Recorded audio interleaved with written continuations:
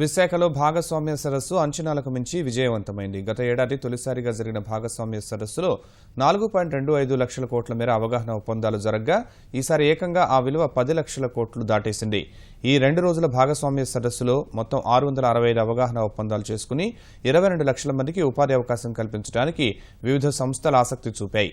రాజధాని ప్రాంతంలో అత్యధికంగా 1,29,000 కోట్ల విలువైన 62 ఒప్పందాలు జరిగాయి. టాటా పవర్ కంపెనీ 12,500 కోట్ల పెట్టుబడులతో 3,000 మందికి ఉపాధి అవకాశాలు కల్పించనుంది. టొరెంట్ పవర్ సంస్థ 7,700 కోట్ల పెట్టుబడులతో 3,000 మందికి ఉపాధి కల్పించనున్నారు. షాపూర్జీ పల్లంజీ సంస్థ 6,000 కోట్ల పెట్టుబడులు పెట్టనుంది. 10,000 మందికి ఉపాధి కల్పించనున్నట్లు ప్రభుత్వంతో ఒప్పందం కుదుర్చుకుంది. రామకృష్ణ హౌసింగ్ లిమిటెడ్ 5,000 కోట్ల పెట్టుబడులు పెట్టేందుకు ప్రభుత్వంతో అవగాహన ఒప్పందం కుదుర్చుకుంది. ఈ సంస్థ ద్వారా సిఆర్డీఏ పరిధిలో 2,000 మందికి ఉపాధి కల్పించనున్నారు.